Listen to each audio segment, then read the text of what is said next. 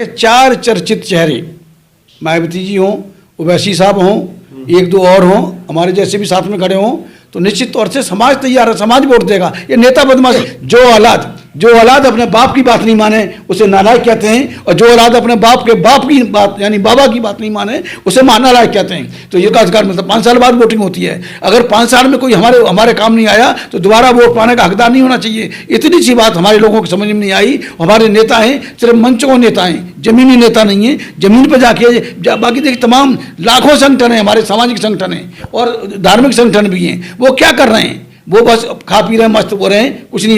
घर घर जाएं, बहन बेटियों को समझाएं। सेंसस एक घोटाला है, सेंसस घोटाला जो करते हैं टेबल पे बैठ के करते हैं। हमारी आंकड़े एक्चुअल में जो लिए गए वो जमीनी स्तर पे नहीं है। ये जो सरकार है जो एक्चुअल आंकड़े नहीं दे रही है, वो वहीं के वहीं है। अब वो 1585 का नारा बदल के 90 पर 10 भारी क्यों, बहुजन की लाचारी क्यों, वो लाचार।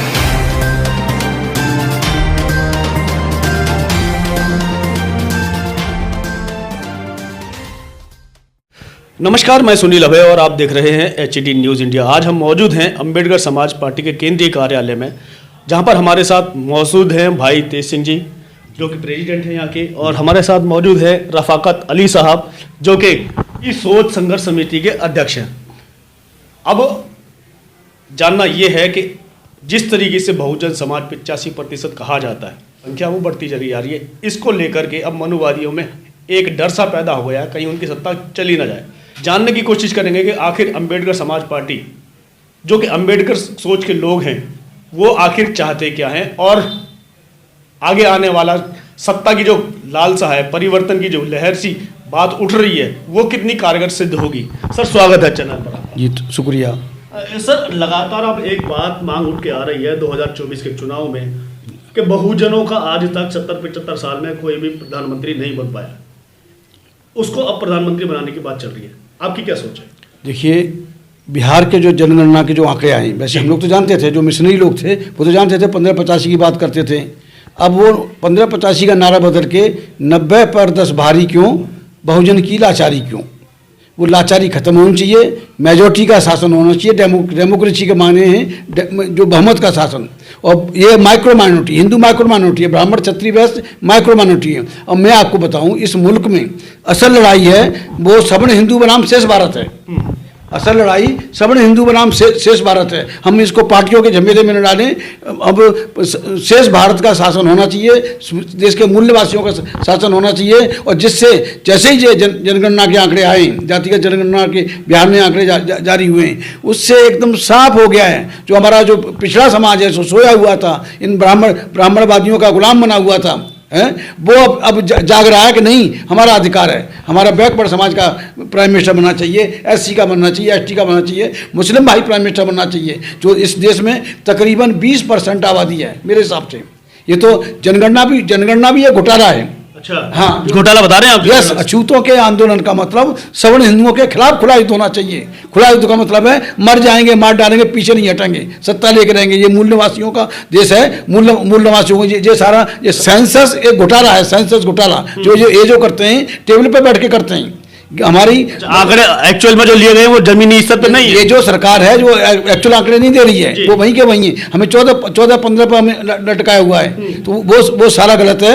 ये सेंसस स्कैम है, ये जनसंख्या घोटाला है, और जनसंख्या घोटालों में हमारी जनसंख्या को कम दिखाते हैं। ये मीडिया वाले कहते हैं 12% ब्राह्मण, 18% ब्राह्मण, ये कहाँ है? एक गाँव में एक घर नहीं मिलता।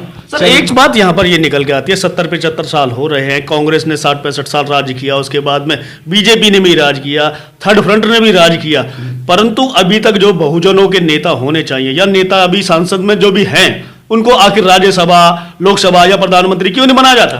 कारण क्या है? बाबा साहब ने volume number 5, Baba Saheb Ambedkar writing in speeches, volume number 5 के पेज नंबर 345 पे लिखा है, The representative of the untouchables should be the watchdog of the untouchables, but by reason of having joined the Congress, they are muzzle dog.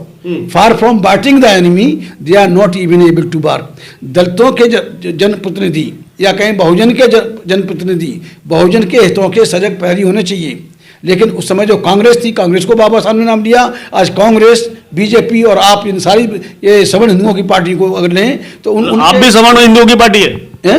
आप भी जो है आम आदमी पार्टी सवर्ण पर हिंदू सवर्ण हिंदू का मतलब है ब्राह्मण क्षत्रिय वैश्य, जी। ऊपर वाले तीन हैं वो दे आर कास्ट हिंदू, सवर्ण हिंदू कहा है बाबा साहब ने। तो अम्बेडकर को मानने वाले बहुत लोग हैं, फिर वो ये बात क्यों नहीं समझ पा रहे? उन्होंने बाबा साहब को पढ़ा नहीं, सुन्नी अम्बेडकरवादी है ना, सुन के अम्बेडकरवादी हुए हैं, पढ़ के अम्बेडकरवादी नहीं हुए। बाबा साहब ने साफ लिखा है, a movement of the untouchables must mean an open war upon the caste Hindu. अछूतों के आंदोलन का मतलब सवर्ण हिंदुओं के खिलाफ खुला युद्ध होना चाहिए। खुला युद्ध का मतलब है मर जाएंगे, मार डालेंगे, पीछे नहीं हटेंगे, सत्ता लेके रहेंगे। ये मूल निवासियों का देश है, मूल निवासियों को ये सारा ये सवर्ण हिंदू विदेशी है, बाहर से आए हुए हैं, ये जीव्स हैं, जीव ऑफ इंडिया हैं ये। जिस तरीके से आजकल अम्बेडकर साहब की बात करें तो चंद्रशेखर जी उनका नाम ले रहे हैं, काशीराम साहब का नाम ले रहे हैं, ऐसे ही बीएसपी में पार्टी भी जो है उनका नाम ले रही है, दुनिया नाम ले रही है, यहाँ तक कि दुश्मन भी नाम ले रहा, परंतु अम्बेडकर समाज आजकल एकजुट क्यों नहीं हुआ? देखिए नाम तो सभी ले रहे हैं, दुश्मन भी नाम ले रहा है, लेकिन काम नहीं हो रहा। बाबा साहब का जो विजन था, जो जिस तरह से संविधान लिखा, उन्होंने जो इसका इस्लाम का मसावत का पैगाम था वो उसमें संविधान में डाला बाबा साहब ने, क्योंकि मुसलमानों ने मदद की बाबा साहब की, उसमें कंस्टिट्यूएंट असेंबली में भेजने की मदद की, राउंड टेबल कॉन्फ्रेंस में उन्हें अछूतों का प्रतिनिधि घोषित किया उन्होंने, तब बाबा साहब को बोलने का मौका मिला। और भी तमाम मुद्दों पर डॉक्टर अम्बेडकर का कदम कदम पर साथ दिया, और डॉक्टर अम्बेडकर ने जो इस्लाम का मसावत का पैगाम था वो संविधान में डाला, बराबरी का पैगाम संविधान में डाल दिया कि रानी और मेहतरानी का वोट की कीमत एक होगी, इस तरह से उन्होंने कर दिया। लेकिन बाबा साहब ने देखिए एक और बात बताऊँ, 10 साल के लिए रिजर्वेशन लिया था, 10 साल के लिए पॉलिटिकल रिजर्वेशन, कि 10 साल के अंदर हमारे समाज के पढ़े लिखे लोग बाकी समाज को तैयार कर लेंगे। सवर्ण हिंदू बनाम शेष भारत, वही बात थी। जब हम समझ जाएंगे और समझ जाएंगे वोट का शासन है, वोट की वैल्यू है हमारे की, और हम मेजोरिटी हैं, तो निश्चित तौर से 10 साल के बाद या 10 साल के अंदर हमारा बहुजनों का शासन होगा, हमारे लोगों का शासन, मूल्यवासियों का शासन होगा। फिर ये जो हिंदू माइक्रो माइनॉरिटी है, सवर्ण हिंदू, ये मुश्किल वहाँ तो 1% है। एक दूसरी बात यहाँ पर यह भी निकल के आती है कि जिस तरीके से बहुजनों की हम बात करते हैं, 85% संख्या की बात करते हैं, जब तक वो अपनी अलग अलग जातियों में संगठन बना के रहेंगे, पार्टियां बना के रहेंगे, तो कैसे आप जीत पाएंगे मनुवादियों से? देखिए जातियां तो खत्म होनी चाहिए। इस देश में जाति के आधार पर नफरत है और जाति के आधार पर जुल्म है। जाति को खत्म होनी चाहिए, और जाति खत्म कैसे करेंगे? ये तो जाति है, तो जाति नहीं है। बिल्कुल जाएगी भाई, तेज सिंह को तेज मोहम्मद बनना पड़ेगा, जाति चलेगी। फिर कोई औकात है कि आगे क्या लिखते हो पीछे क्या लिखते हो? तो आज भी आजकल लोगों में होड़ सी लग गई है भारतीय लिखने की, अम्बेडकर लिखने की। ये कहां तक जाएगा? देखिए अम्बेडकर भारतीय लिखने से ना कोई अम्बेडकरवादी हो जाता है, ना भारतीय लिखने से भारतीय हो जाता है। ये नहीं, आप जो भी नाम रखोगे। देखिए एक आज जो हमारा वाल्मीकि समाज है, पहले भंगी कहते थे और हे दृष्टि से देखते थे, फिर उन्होंने नाम बदला मेहतर कर दिया, मेहतर के बाद में फिर वही हे दृष्टि, वहीं के वहीं। और आज जब वाल्मीकि का दिया, वाल्मीकि घर में कोई सवर्ण हिंदू खाना खाता है क्या? पानी छुआ आज भी पानी नहीं पीता। तो वो जगह जगह दिखाया जाता है कि प्रधानमंत्री मुख्यमंत्री जाते हैं, उनके पैर धोते हैं, उनके यहाँ खाना खाते हैं। ढोंग है, ये ढोंग है पूरा। उस घर को पता नहीं, ये गांधी भी जाता था ना, गांधी भी जब हमारे वाल्मीकि भाइयों के यहाँ जाता था तो उस घर की सफाई होती थी, सारा सब कुछ होता था, लीपा पोती होने के बाद केवल ढोंग है, दिखावा है। ढोंग था ये, गांधी के चले तो ढोंग ही करेंगे ना। आज भी वही बिल्कुल ढोंग। ये बात जो है ना बहुजनों को समझ में क्यों नहीं आती आगे? देखिए बहुजन को देखिए, जब बाबा साहब ने 1924 में समता सैनिक दल बनाया तो उस समय उनको समता सैनिक दलों को आदेश था कि जहां वो रह रहे हैं उससे 2 किलोमीटर के रेडियस में, वो जो मतलब 2 किलोमीटर नहीं, सॉरी 200 किलोमीटर के रेडियस में गांव जाएंगे, और इस बात का उन्हें इस वोट की ताकत का एहसास कराएंगे, अपनेपन का एहसास कराएंगे। जो अपना है, अपने काम नहीं आता। 5 साल के लिए वोट का अधिकार मिलता है, 5 साल बाद वोटिंग होती है। अगर 5 साल में कोई हमारे काम नहीं आया तो दोबारा वोट पाने का हकदार नहीं होना चाहिए। इतनी सी बात हमारे लोगों को समझ में नहीं आई। हमारे नेता हैं सिर्फ मंचों नेता हैं, जमीनी नेता नहीं है। जमीन पर जाके बाकी देखिए तमाम लाखों संगठन हैं, हमारे सामाजिक संगठन हैं और धार्मिक संगठन भी हैं। वो क्या कर रहे हैं? वो बस खा पी रहे हैं, मस्त हो रहे हैं, कुछ नहीं। घर घर जाएं, बहन बेटियों को समझाएं कि ये पाखंड है, जो हिंदू पाखंड है। देखिए जब तक ये तो धर्म परिवर्तन बाबा साहब ने किया, 21 साल लगाई, और धर्म परिवर्तन से पहले बाबा साहब ने एक सूत्र दिया था। जब 1935 में उन्होंने कहा कि मैं हिंदू पैदा हुआ, ये मेरे बस की बात नहीं थी, लेकिन हिंदू रह के मरूंगा नहीं। तो 1936 में उन्होंने अपने समाज की, जो महार समाज थे, उनकी कॉन्फ्रेंस, महार कॉन्फ्रेंस बुलाई मुंबई दादर के अंदर 1936 में, और उसमें उनका स्पष्ट आदेश था बाबा साहब का कि आज से हमें हिंदू देवी देवताओं की पूजा नहीं करनी चाहिए, हिंदू तीज त्योहारों को मनाना बंद करना चाहिए, और हिंदू धर्म, लेकिन फिर भी मानते लोग, ये मानते। किसने पढ़ाया? कोई दिखाया क्या? किताब लेके गया? देखिए जो औलाद जो औलाद अपने बाप की बात नहीं माने उसे नालायक कहते हैं, और जो औलाद अपने बाप की बात यानी बाबा की बात नहीं माने उसे नालायक कहते हैं। तो ये तो हमारे सो कॉल्ड नेता समाज से भी लायक और महालायक वो अपने आप देखें कि वो लायक हैं, नालायक हैं, महानायक हैं। नहीं, वो तो रिप्लाई किसी ने नहीं दिया। कुछ लोगों से मुझे बात हुई, टेलीफोन पे बात हुई, उन्होंने कहा जी हम आपके साथ हैं, इसको डेवलप करिए। तो डेवलप भाई तेज सिंह करेगा, सबको मिलकर डेवलप करना है। जब एनडीए से हमारा मतलब नहीं है और इंडिया में तरजीह नहीं, तो हमने भारत बनाया। और भारत एक बढ़िया नाम है कि मतलब भारत के नाम पर ओरिजिनल है, तो हम उससे हो जाते हैं। लेकिन देखिए ये जो है कि 4 चर्चित चेहरे, मायावती जी हों, ओवैसी साहब हों, 1-2 और हों, हमारे जैसे भी साथ में खड़े हों, तो निश्चित तौर से समाज तैयार है, समाज वोट देगा। ये नेता बदमाशी कर रहे हैं। कहने का मतलब है कि जो नेता है वो गुमराह करें बहुजनों को। नेता बदमाशी कर रहे हैं। नेता या तो किसी के साथ, अगर वो इकट्ठे नहीं हो रहे हैं समाज के हित में, 90% आबादी होते हुए दलित, आदिवासी, पिछड़े, मुस्लिम, बौद्ध, सिख, ईसाइयों के जो जितने भी नेता हैं, उन्हें बिल्कुल हालात देखते हुए, 24 को देखते हुए, 24 डेडलाइन है, 24 को देखते हुए अगर ये 4 लीडर, कौन से 4 लीडर की बात कर रहे हैं? मायावती जी हो गई, मतलब ये असुद्दीन ओवैसी साहब हो गए, भाई तेज सिंह को ले लो, महमूद पराचा को ले लो, ये जो 4 का मतलब 4 के 6 भी हो सकते हैं। तो इन 4 चर्चित चेहरों अगर सामने खड़े हो जाएंगे, एक वोट इधर से उधर नहीं जाएगा। लेकिन वो इनकी जो एक नई देवी पैदा हुई है, 33 करोड़ देवी देवता तो अलग हैं, एक नई देवी और पैदा हुई है, उन्होंने उसको जन्म दिया है, वो है ईवीएम।